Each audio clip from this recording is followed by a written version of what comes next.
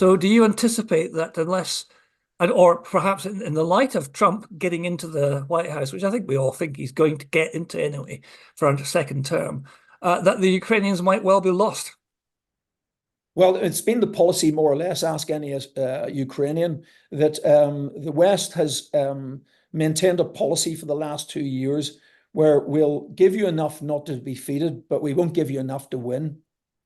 The danger is that we don't know how much the Russians, their ability to regenerate and to concentrate their forces on a certain area.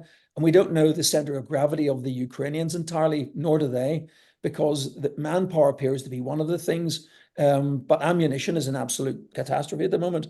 They've said clearly that keep your F-16s, give us more 155mm ammunition, because that's the currency of the current battlefield. The battlefield has changed dramatically in the 2 years that the war has been happening. One of the things that's changed is that helicopters are no longer welcome on the battlefield. Even the most sophisticated attack helicopters are basically death traps, and both sides have realized that. And that's come as a brick to the forehead to the United States, who maintains the largest rotary air fleet in the world. And what they're saying now, what the rest of us are saying, is that battlefield helicopters, including Apache and one of the latest versions, are only safe about 15 miles behind the front line.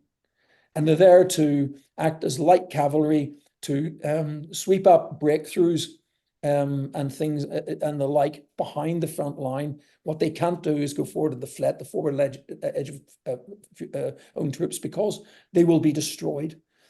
Drones rule the roost, and drone warfare has brought in an ominous glimpse of the future. I anticipate in 3 years' time, autonomous land vehicles, robots, drones, call them what you will be doing most of the forward action with human-based resources, again, stepping back from that and acting as a backstop. That's the reality of how fast warfare is changing. That's not to even look at what's happening with the confrontation in the Far East with China. And that's a level of sophistication many times above in terms of AI, artificial intelligence, and genome understanding. And that's where you test the DNA of whole populations, you know their vulnerabilities, and you're able to use biological weapons against them specifically to kill those groups. That's harvested through artificial intelligence by having large, cheap medical contracts with Western countries, where as a byproduct, you harvest the genome information from their populations, and then you arm yourselves against them. We have no defense in that. The United States has banned any Chinese pharmaceutical companies carrying out any research involvement of any type whatsoever that could possibly go into the United States genomes. We're increasing our access, but we're standing with our finger in our mouth saying, but it's really cheap. Russia itself is dying. Its population will be Muslim, about a third of its population, or maybe more than that in 5 years' time. Its birth rate is collapsing. The Chinese regard the Russians as crash test dummies to test against the West, and a completely expendable resource which they will use. And that's why the invasion of Ukraine happened in the timing it did, immediately after the Beijing offensive, pardon the pun, Winter Olympics. The Chinese regard the Russians as an expendable item, and a robust and regenerative one. And so they have no limit to what they will use them for. On the other hand, they're no friends, because if Putin was to be dethroned and the Russian generals took over, and we were to be sensible, unlike we were in 1989, and kill the Russian new regime with kindness and embrace them into our system to an extent that Russia became part of NATO in 5 years' time. The new front line of NATO would be the Russian Far East, where there's Russian territories which have Chinese majorities and which are contested by the Chinese. And we and the rest of NATO, that would be our front line. So that's the Chinese view of NATO. The other problem the Chinese have ultimately is that they're trying to prevent the future, a bit like the Iranians and the North Koreans. And their population is volatile and vulnerable. They're ultimately dying from a virus called 421, which is 4 grandparents, 2 parents, 1 child. And it means it's an inverse. It means they're going to get old before they get rich, and they cannot sustain that. They also have reject populations, including the Uyghurs and other populations and Mongols that they are trying to, and Tibetans that they're trying to control within their nation. But ultimately, one reason the generals don't want to go to war, whereas Xi Jinping does, in order to burnish his legacy after his death. The generals and the population, the Politburo, don't want to go to war because they're ultimately a very traditional and superstitious people. Every Chinese soldier that you shoot, 4 families come off the Orbat, gone like Scottish regiments, cease to exist. Every single one. And they've thought about that, and they said, we don't really want that.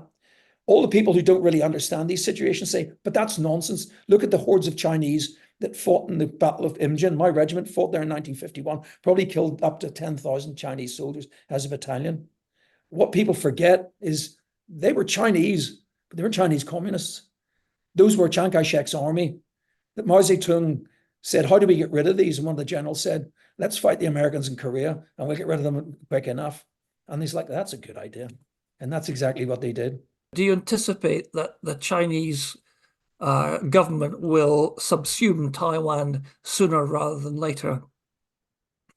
I think that the view that the Politburo now take is that despite the huge pressure and conflict within the Politburo, we've seen the defense minister and the foreign minister both removed for spurious reasons. The view of the generals is that it's probably mission impossible at the moment. In order to invade Taiwan, the Chinese would need to isolate an island 180 miles away from the nearest base. In reality, it's closer to about 300 miles because most of the usable landing beaches are on the rear.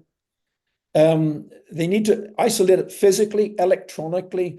They need to have air supremacy, and they need to have diplomatic isolation for not less than 6 weeks to 2 months.